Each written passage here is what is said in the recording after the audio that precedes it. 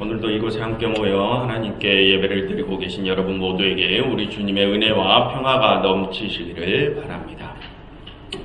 여러분, 우리는 요즘 계속해서 산상설교를 살펴보고 있습니다. 여러분, 이 산상설교는 어떤 주제에 맞추어져서 모아진 설교 모음집이었습니까? 하나님의 나라라는 주제에 맞추어져서 모아진 설교 모음집이었습니다. 우리가 하나님의 나라를 위하여 어떻게 살아야 하는지, 우리의 어떤 모습이 하나님의 나라를 위한 의로운 모습인지를 가르치는 것이 이 산상설교의 주된 내용이었습니다. 오늘 설교 역시 마찬가지입니다. 오늘의 설교는 재물에 관한 설교이지만 이 재물에 관한 설교 역시 하나님의 나라라는 주제에 맞추어진 설교입니다. 하나님의 나라를 위하여 살아가는 우리가 재물에 대하여 어떤 자세를 취해야 하는지, 우리가 재물을 어떻게 사용해야 하는지, 어떻게 사용하여야 하나님의 의를 드러내는 것인지를 가르치는 내용입니다. 오늘은 살펴볼 것들이 조금 많이 있어서 바로 본론으로 들어가 보도록 하겠습니다. 여러분, 오늘의 본문을 자세히, 여러분 화면을 보십시오. 오늘의 본문을 자세히 들여다보기 전에 우선 설명을 위해서 오늘 이야기의 구조를 먼저 살펴보도록 하겠습니다. 오늘 이야기는 크게 세 개의 단락으로 나누어져 있습니다. 먼저 19절부터 23절까지가 하나의 이야기, 24절은 다른 이야기, 그리고 25절부터 34절은 또 다른 이야기입니다. 먼저 19절부터 23절의 첫 번째 이야기를 보시면 여기는 보물과 사람의 눈에 관한 이야기를 하고 있습니다. 여러분 성경에 이 19절과 20절을 보십시오. 19절과 20절을 보십시오. 사람의 마음은 보물과 같은 소중하고 값진 것에 머물기 때문에 그 보물을 땅이 아니라 하나님의 나라에 쌓아두라고 말씀을 하십니다. 그리고 이번엔 21절과 22절을 보십시오. 사람의 눈이 성하면 그 사람의 온몸이 밝을 것이요 눈이 나쁘면 온몸이 나쁠 것이다 라고 합니다. 여러분, 이 첫 번째 단락을 보시면 보물과 눈에 관한 두 가지의 서로 다른 이야기를 하는 것 같습니다. 하지만 그것을 곰곰이 들여다보면 뭔가 연결점이 있습니다. 여러분들께서는 그 두 이야기의 연결점이 뭐라고 생각이 드십니까? 여러분, 앞에 보물 이야기에서 21절을 보시면 보물이 모이는 곳에 사람의 마음이 있다고 합니다. 여러분, 이것이 무슨 말씀입니까? 이것을 살짝 다르게 표현해 보자면 보물이 있는 곳에 우리의 관심이 있다, 우리의 관심이 쏠린다, 우리의 시선이 쏠린다 라고 표현을 할 수 있지 않겠습니까? 그럼 뒤에 나오는 눈에 관한 이야기를 보면 여러분, 일반적으로 우리의 눈은 어디를 바라봅니까? 우리의 관심이 쏠리는 곳을 바라보지 않습니까? 우리의 관심, 우리의 시선이라는 그러한 연결점을 가지고 이 두 이야기가 묶여져 있습니다. 그럼 여러분, 이 첫 번째 단락을 우리가 어떻게 해석을 할 수 있겠습니까?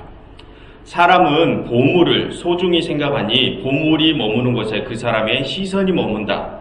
그리고 너의 그러니 그 보물을 하나님의 나라에 쌓아두어서 하나님의 나라에 너의 시선을 고정시켜라. 그리고 너의 시선을 밝히 비춰줄 너의 눈을 성하게 유지해라. 그래야 너의 성한 눈이 너의 몸을 진짜 보물이 있는 하나님의 나라로 인도할 수 있을 것이다. 이 정도로 해석을 할 수 있을 것 같습니다.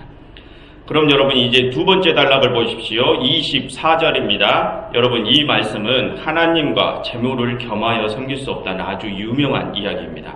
여러분, 이 구절 메시지가 무엇입니까? 재물과 하나님 중 하나를 택해라. 재물과 하나님이 같이 갈 수 없다라는 것이죠. 그리고 마지막 단락 25절부터 마지막까지 이어지는 내용을 보겠습니다. 여러분, 25절부터 나오는 마지막 단락의 내용이 무엇입니까? 이 이야기도 너무 유명한 이야기입니다. 하나님께서는 모든 자연을 살피시는 분이니 너희는 무엇을 먹을까, 입을까, 마실까 염려하지 말고 그의 나라와 그의 의를 구하라. 나는 아주 유명한 이야기입니다. 이렇게 오늘의 본문은 세 개의 단락으로 구성되어 있는데, 첫 번째 단락은 보물을 하나에 쌓아두어라. 두 번째 단락은 재물과 하나님을 겸하여 섬길 수 없다. 세 번째 단락은 세상의 물질 때문에 염려하지 말고 먼저 하나님의 나라와 의를 구하라는 내용입니다. 그럼 여러분, 이번에는 이 세 개의 단락들의 공통점을 한번 찾아보시겠습니까? 여러분, 오늘의 본문에 나오는 이 세 개의 이야기는 서로 다른 주제를 가지고 다른 메시지를 전하고 있는 것 같지만 그런 가운데에서도 뭔가 공통점이 있습니다. 여러분, 어떤 공통점이 있는 것 같으십니까? 이 세 단락은 이 세상의 물질, 이 세상의 재물이라는 재물에 관한 이야기를 하고 있다는 공통점이 있습니다. 세 개의 단락은 다른 메시지를 가지고 있지만 이 세상의 재물이라는 공통적인 소재로 묶여진 하나의 이야기입니다. 그런데 여러분, 그 전체적인 이야기의 흐름을 바로 보면 24절을 기준으로 앞의 이야기와 뒤의 이야기가 뭔가 분위기가 조금 다릅니다. 여러분, 앞에 보물에 관한 이야기를 읽어보시면 어떤 분위기가 느껴지십니까? 여러분들께서 한번 읽어보시면서 그 분위기를 한번 느껴보십시오. 앞에 보물에 관한 이야기가 어떤 분위기가 느껴지십니까?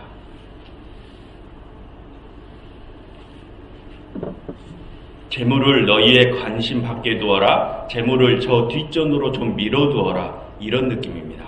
마치 야, 너희들 왜 그렇게 재물에 집착하니? 그러지 좀 말아라.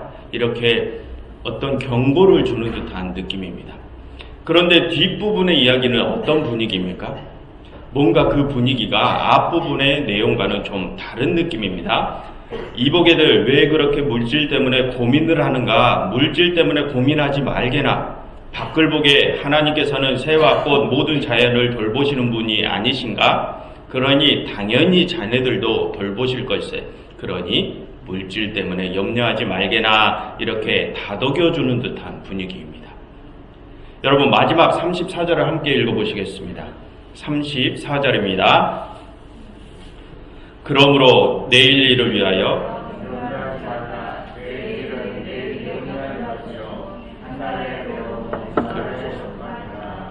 이렇게 어떤 고민하는 자를 다독여주는 듯한 분위기입니다. 앞의 내용은 이보게들 이 땅에 재물 쌓아두지 말게나 라고 경고를 하는 듯하는 하고, 뒤에는 재물 때문에 고민하지 않아도 돼 이렇게 다독이는 듯합니다. 24절을 기준으로 앞과 뒤 내용의 분위기가 반대입니다. 여러분, 하나의 이야기가 왜 이렇게 다른 분위기를 가지는 것일까요?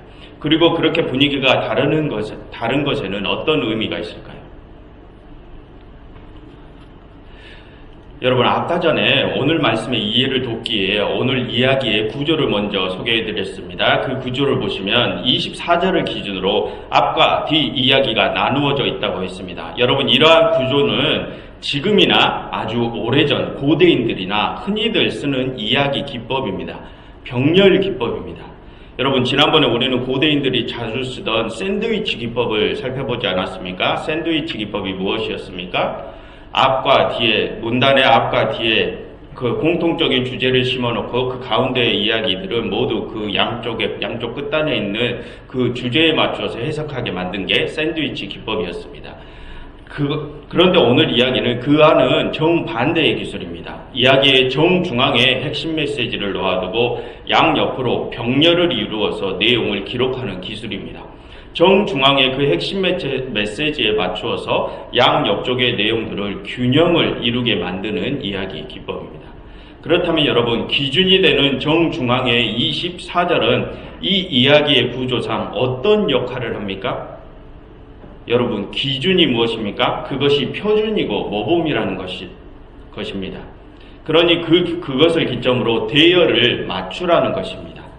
만약 상반된 내용이 있으면 그 기준을 기점으로 서로 균형을 맞추라는 것이죠. 즉, 이 24절의 말씀이 기준이라는 것은 이 24절이 오늘 이야기의 중심 메시지이고, 이 24절 메시지를 중심으로 앞, 뒤 양쪽의 이야기를 균형을 맞추라는 것입니다. 그럼 여러분, 24절의 메시지가 무엇입니까? 화면을 보십시오. 재물을 하나님과 겸하여 섬길 수 없다. 재물은 하나님보다 앞설 수 없다. 재물보다 중요한 것이 하나님의 나라이다 라는 것입니다. 재물보다 중요한 것이 하나님이시다. 이 중심 메시지를 가지고 앞과 뒷 이야기를 균형 있게 해석하라는 것입니다. 그럼 여러분, 이제부터 재물보다 중요한 것이 하나님의 나라이다 라는 이 기준을 가지고 앞과 뒷 이야기를 다시 한번 바라보도록 하겠습니다. 여러분, 먼저 이 기준을 가지고 앞에 보물을 하늘에 쌓아두라는 이야기를 바라보면 앞에 이야기가 어떻게 다시 해석될 수 있겠습니까? 이 세상의 재물은 하나님 앞에 중요한 것이 아니니까 그 재물을 가지고 하나님을 위하여 사용하라는 것 아닙니까? 그럼 여러분, 재물을 가지고 하나님을 위하여 사용한다는 것이 무슨 뜻입니까? 여러분, 계속해서 말씀을 드리고 있습니다. 이 산상설교에서 예수님께서는 계속해서 약하고 가난한 자들을 돌봐야 된다고 말씀하고 계셨습니다.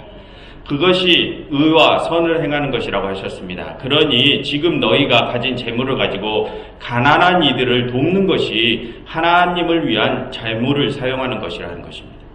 그렇다면 여러분, 가난한 이들을 도우라는 이 말씀은 예수님께서 지금 어떤 이들, 어떤 부류들, 어떤 대상을 생각하고 말씀하시는 것일까요? 여러분, 19절과 화면에서 19절과 20절을 보십시오. 보물을 땅에 쌓아두지 말고 하늘에 쌓아두라. 여러분, 보물을 쌓아둘 수 있는 이들은 어떤 사람들입니까? 가진 자들입니다. 있는 자들이 보물을 쌓아둘 수 있습니다.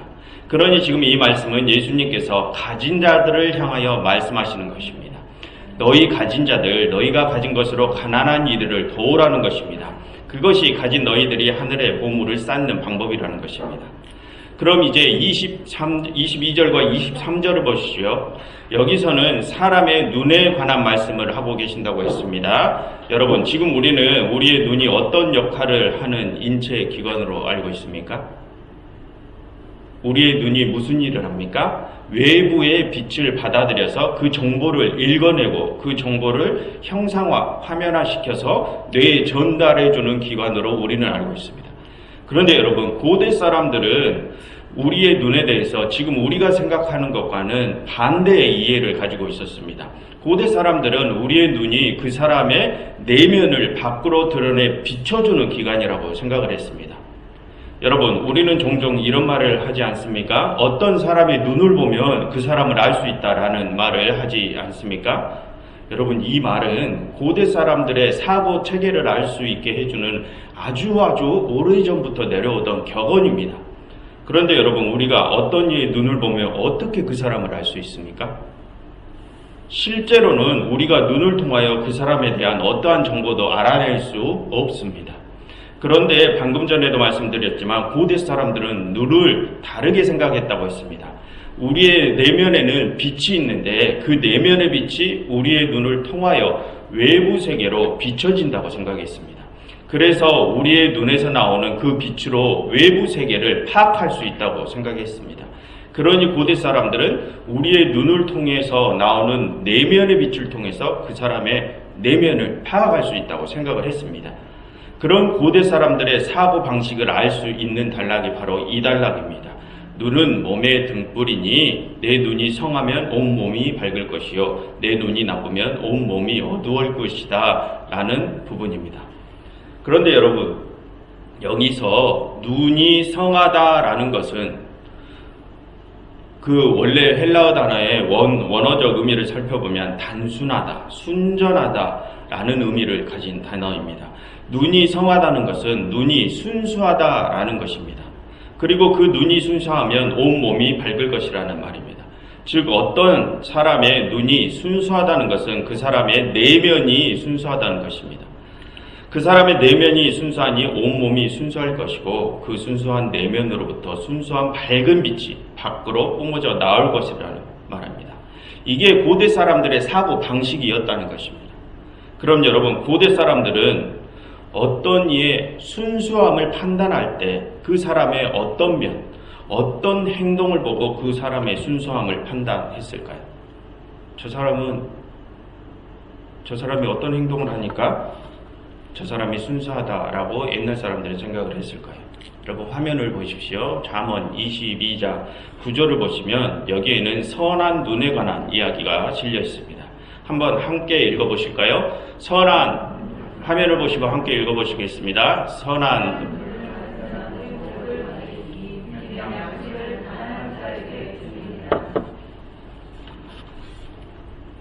어떤 이가 가난한 자를 돌봤기 때문에 선한 눈을 가졌다는 것입니다.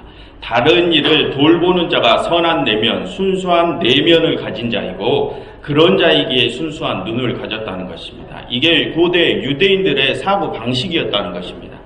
그럼 여러분, 나쁜 눈, 순수하지 못한 눈은 어떤 자의 눈이겠습니까? 다른 일을 돌보지 않는 자들의 눈이라는 것입니다. 그러니 가난한 자를 돌보고 선한 눈을 가지라는 것입니다. 그 선한 눈으로 하나님의 나라의 시선을 고정하라는 것입니다. 그런데 여러분, 그렇게 가난한 자들을 돌볼 수 있는 자들은 어떤 자들이라고요? 가진 자들, 이 세상에서 재물이 있는 자들이라고요.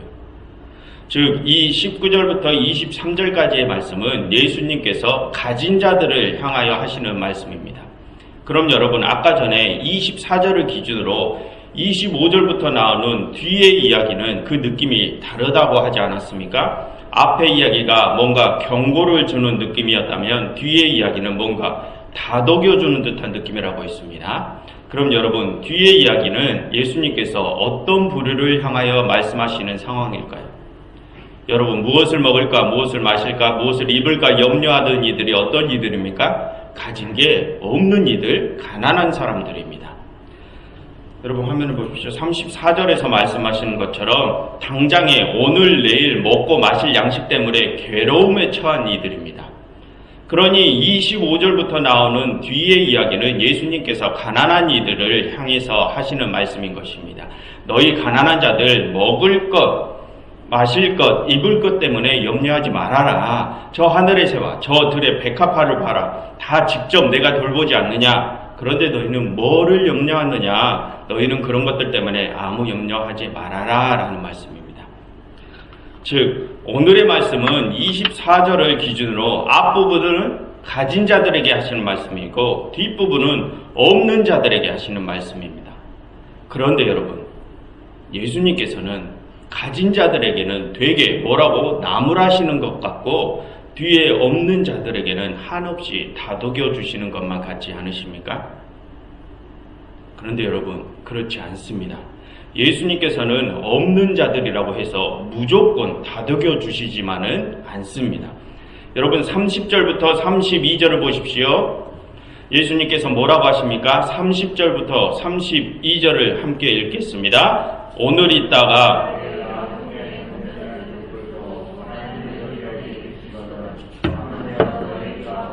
이 믿음이 작은 자들아, 그러므로 무엇을 먹을까?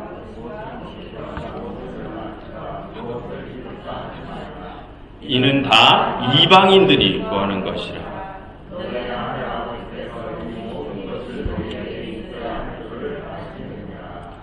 여러분, 예수님께서는 가난한 자들, 약한 자들이라고 해서 무조건 감싸주기만 하시는 것은 아닙니다. 약한 자들도 그들에게 잘못된 신앙의 모습이 있으면 호되게 나무라십니다. 여러분, 왜 예수님께서는 가난한 이들에게 믿음이 작은 자들, 이방인 같은 신앙인들이라고 꾸짖으실까요? 여러분, 지난주에 예수님께서 기도를 가르치실 때 중언부언하며 자신의 이 세상적 소원을 주문처럼 외우는 행위를 가르쳐 뭐라고 했습니까? 이방인들이 하는 행위, 이교도적 행위라고 하셨습니다. 약한 자, 없는 자, 가난한 자라고 해서 그 말씀이 피해가는 것이 아니라는 것입니다. 이 세상 것을 위하여 이것 주세요, 저것 주세요 하는 자는 있는 자든 없는 자든 모두 잘못된 신앙을 가진 자들이라는 말씀입니다.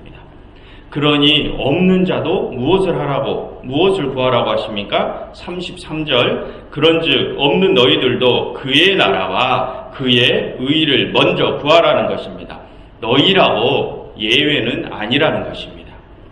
여러분, 오늘의 말씀은 24절이 기준이라고 하지 않았습니까? 기준이란 표준이고 모범이라고 했습니다. 이 기준은 앞의 이야기에 있는 자들에게만 적용이 되는 것이 아니라 뒷이야기에 없는 자들에게도 적용이 되는 것입니다.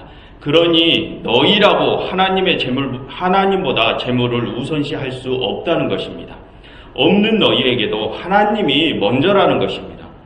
있는 자가 하나님보다 이 세상 재물에 더 많은 관심을 기울이는 것도 안 되고, 없는 자라고 해서 내가 살기 급급하다고 하나님의 의보다 재물을 더 중요하게 생각해서는 안 된다는 것입니다. 있는 자든 없는 자든 그 모두가 구해야 할 것은 하나님의 나라와 그의 의라는 말씀입니다. 그것은 동일하게 적용이 된다는 것입니다. 그럼 여러분, 이번에는 오늘의 전체 말씀을 하나로 한번 묶어서 생각을 해보겠습니다. 오늘의 세 가지 말씀을 하나로 묶어서 그 종합적인 메시지가 무엇인지 한번 고민해 보도록 하겠습니다. 여러분, 앞에 이야기에서 하나님께서는 있는 자들에게 없는 자를 돌보라고 하셨습니다. 그리고 뒷부분에서는 가난한 이들에게 하나님께서 너희를 돌보실 것이니 너희는 재물 때문에 고민하지 말아라 라고 하셨습니다. 그럼 여러분, 하나님께서는 가난한 이들을 어떻게 돌보신다는 말씀이십니까? 오늘의 본문 앞과 뒤 두 이야기들을 하나로 묶어서 한번 생각을 해보십시오. 하나님께서는 어떻게 가난한 이들을 돌보십니까? 광야의 만나처럼 하늘에서 뚝 떨어져서 돌보십니까? 그게 아니라 하나님께서는 사람이라는 도구를 통하여 그것을 이루신다는 것입니다. 즉, 오늘 이야기에서 하나님께서는 가난한 이들을 위한 하나님의 사랑을 어떻게 우리가 실제화시킬 수 있는지를 우리더러 고민하라고 말씀하시는 것입니다. 어떻게 하나님의 나라를 실제화시킬 수 있는지 고민하라는 것이 오늘 말씀의 종합적인 주제인 것입니다. 그럼 여러분, 오늘의 말씀이 가난한 자들에게는 너희는 다른 이들에게 도움받기만을 기다리기만 하면 된다, 너희는 아무것도 안 해도 된다, 이 말씀일까요? 여러분, 그렇게 나가면 안 됩니다. 그렇게 나가면 오늘의 말씀의 초점을 벗어나는 것입니다. 오늘의 말씀의 초점은 하나님의 나라를 어떻게 실제화시킬 수 있는지 고민하라는 것입니다. 그것은 가난한 자라고 예외는 아니라고 했습니다. 그럼 여러분, 없는 자들은 어떻게 하나님의 나라를 실제화시킬 수 있을까요? 여러분, 오늘 말씀에서 예수님께서는 없는 자들이 재물에 대하여 어떤 태도를 취해야 한다고 가르치셨습니까? 재물 때문에 고민하지 말고 이교도인들처럼 이것 주세요 저것 주세요 하지 말라고 하셨습니다. 없는 너희들도 재물을 좀 신앙과 떨어뜨려서 생각하라는 것입니다. 즉, 없는 너희들 재물 때문에 화면을 보십시오. 없는 너희들 재물 때문에 불평하지 말라는 것입니다. 자족함을 배우라는 것입니다. 여러분, 현실적으로 생각을 해보면 돈 문제를 가지고 우리가 기도하고 매달린다고 해서 100% 다 해결되는 것은 아니지 않습니까? 우리가 재물 문제를 가지고 제 아무리 간구한다고 하더라도 모두가 다 내가 원하는 대로 해결되지는 않습니다. 여러분, 예수님을 가장 빼다박았다는 바울조차도 자신의 바람대로 재물 문제가 해결되지 않았던 적이 태반입니다. 여러분, 고린도후서 11장 27절 말씀을 보시면, 화면을 보십시오. 고린도후서 11장 27절의 말씀을 보시면 이것을 보시면서 바울의 사역의 모습을 생각을 해보십시오. 바울조차도 돈이 없어서 굶주리고 거할 곳이 없어서 밖에서 밤을 지새우고 입을 것이 없어서 춥고 물조차도 마실 수 없었던 상황이 끊이지 않았습니다. 바울 사도조차도 물질적 문제가 해결되지 않았을 때가 태반이었는데, 그런데 우리의 물질적 문제가 모두 해결된다고요? 여러분, 그런 생각은 오만이고 성경을 지금 잘못 해석하고 있는 것입니다. 그럼 여러분, 바울은 이 물질의 문제를 어떻게 해결했을까요? 여러분, 바울이 잠잘 것이 없고 입고 먹고 마실 것이 없었던 이런 상황이 어떤 상황입니까? 가난의 상황입니다. 바울은 사역 기간 동안 가난 속에서 살았다는 것입니다. 그럼 여러분, 바울은 그 가난의 문제를 어떻게 해결했을까요? 하나님께 기도해서, 하나님, 저 이거 필요하니 이거 채워주세요. 다른 사람을 통해서 제 필요 좀 채워주세요. 이렇게 해결했을까요? 그렇지 않습니다. 여러분, 빌립보서 4장 11절부터 13절의 말씀을 보십시오. 바울은 자족하기를 배웠습니다. 내가 궁핍함으로 말하는 것이 아니라 어떠한 형편에든지 나는 자족하기를 배웠노니 비천에 처할 줄도 알고 풍부에 처할 줄도 알아 모든 일 곧 배부름과 배고픔과 풍부와 궁핍에도 처할 줄 아는 일체의 비결을 배웠노라. 참 하나님의 능력을 가진 그리스도께서 바울과 함께 하시면서 그리스도께서 그것을 바울에게 가르치셨기 때문에 모든 상황에 자족하는 법을 배웠다는 것입니다. 아무리 춥고 배고픈 가난이 닥쳐와도 바울에게는 하나님의 나라가 더 중요했기 때문에 그 가난의 상황은 바울에게 아무런 걸림돌이 되지 않았다는 것입니다. 이 바울의 모습이 오늘 예수님께서 가난한 이들에게 가르치시고자 하시는 모습입니다. 그러니 가난한 자 너희들도 없어도 불평하지 말고 자꾸 다른 이에게 도움받는 것을 당연시 생각하지 말고 그 자리에서 자족함을 배우라는 것입니다. 여러분, 오늘의 말씀에서 예수님께서는 있는 자와 없는 자 모두에게 말씀을 전하고 계셨습니다. 있는 자든 없는 자든 너희들 모두 재물과 신앙을 분리시키라고 하셨습니다. 썩어 없어질 재물에 관심을 끊고 하나님의 나라에만 관심을 두라고 하셨습니다. 그런데 여러분, 이 말씀은 말처럼 그리 쉬운 일이 아닙니다. 여러분, 예수님의 이 요구가 얼마나 어려운 요구인지 아십니까? 예수님께서는 우리에게 재물에 대하여 어느 정도까지 관심을 끊으라고 하시는 줄 아십니까? 여러분, 예수님께서는 가진 자들에게 가난한 이들을 어느 정도까지 도우라고 하실까요? 여러분들께서는 재물 많은 부자 청년의 이야기를 하실 것입니다. 부자 청년이 예수님께 가서 어떻게 하여야 영생을 얻게 됐냐고 물으니 예수님께서 너는 가서 율법을 지키라고 하십니다. 그러니 그 청년이 율법은 자기가 다 지켰다고 하면서 그럼 자기는 영생을 얻은 것이냐고 말을 합니다. 그러니 예수님께서 뭐라고 하십니까? 내가 가진 모든 것을 가난한 자들에게 주라고 하십니다. 내가 가진 것 중에 나 먹고 싶은 거 다 먹고 놀고 싶은 거 다 놀고 나서 그 남은 것 중에 일부를 떼서 도와주라는 것이 아니라 내가 지금 가진 모든 것을 주라고 하십니다. 여러분, 이 일이 쉽겠습니까? 여러분, 우리에게는 내가 약한 자, 가난한 쪽이라고 생각하려는 경향성이 많습니다. 그런데 여러분, 전 세계적으로 각 나라 사람들이 가진 부를 수치화해보면 우리나라의 대부분의 사람들은 있는 자들 부류에 속합니다. 지금 내가 약하고 가난한 자에 속했다고 생각하는 사람들, 그래서 나는 도움을 받아야 하는 입장이라고 생각하는 사람들, 그렇지가 않다는 것입니다. 그럼 여러분, 만약 지금 여러분들께 예수님께서 찾아오셔서 저 아프리카의 기아 난민들에게 여러분들이 지금 가진 모든 것을 다 주라고 하신다면 여러분들은 어떻게 하시겠습니까? 여러분, 있는 자가 자기의 가진 소유를 포기하는 것은 절대 쉬운 일이 아닙니다. 소유물을 쌓으려는 우리 인간의 본능을 거슬러야 하는 일입니다. 그럼 여러분, 없는 자들에게 재물에 대하여 해탈하라는 말은 쉬운 말일까요? 내가 당장 오늘 먹을 것이 없고 잠잘 방이 없는데 재물에 대하여 염려하지 말고 있는 것에 자족하라는 것이 쉬운 일일까요? 나는 그것을 참을 수 있다고 생각을 하고, 그런데 만약 내 자식이, 내 아기가 당장 오늘 입에 넣을 음식이 없다면 어떻게 하시겠습니까? 그때도 아무런 불평 없이 그 상황에 자족할 수 있겠습니까? 여러분, 오늘 예수님께서 하시는 말씀은 있는 자들에게도 없는 자들에게도 그 모두에게 너무나 어려운 명령입니다. 인간인 우리가 짊어지기에 많이 무거운 짐입니다. 그런데 여러분, 예수님께서는 그 짐을 우리에게 지라고 하십니다. 그 짐을 지는 것이 하나님의 나라의 의를 구하는 삶이라고 하십니다. 그 짐을 지고 그리스도를 따라야 하나님의 나라를 유업으로 받을 수 있다고 하십니다. 여러분, 그리스도를 따르는 게 쉽게 생각하지 마십시오. 그 길, 지금 내가 생각하는 것보다 훨씬 더 어렵고 힘든 길입니다. 정말 가시밭길입니다.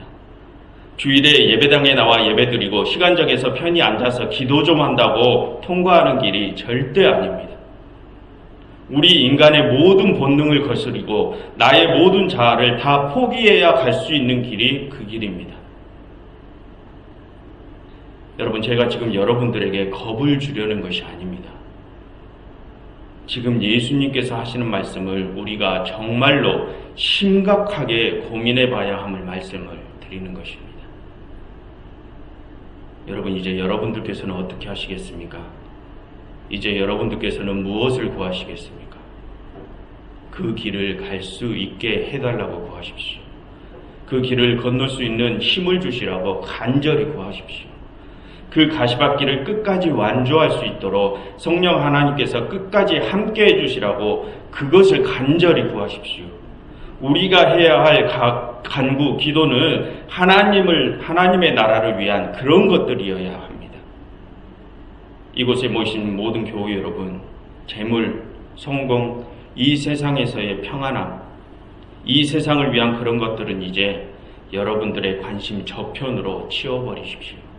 그럴 때에야 비로소 하나님의 나라로 향하는 그리스도의 길로 들어서시게 되실 것입니다. 기도하겠습니다. 하나님, 그동안 저희가 많은 오해 속에서 어긋난 신앙의 길을 걸어왔음을 고백합니다. 하나님, 저희의 지난날의 어리석음을 용서하여 주시옵소서. 하나님, 이제 저희가 참된 그리스도의 길에 들어서고자 합니다. 하나님, 저희에게 그 길을 들어설 용기를 주시고 그 길 끝까지 완주할 수 있도록 성령 하나님께서 도와주시옵소서. 이제 저희의 시선이 이 세상의 물질들에게서 떠나게 하옵시고 하나님의 나라에만 고정되게 하여 주시사 이제 저희의 모든 삶의 방향이 온전한 생명길로만 향하게 하여 주시옵소서. 그리하여 저희의 이 생명이 다하는 날 이곳에 모인 모든 주님의 성도들이 다 하나님의 영광의 얼굴을 뵐 수 있게 하옵소서. 예수 그리스도의 이름으로 기도드렸습니다.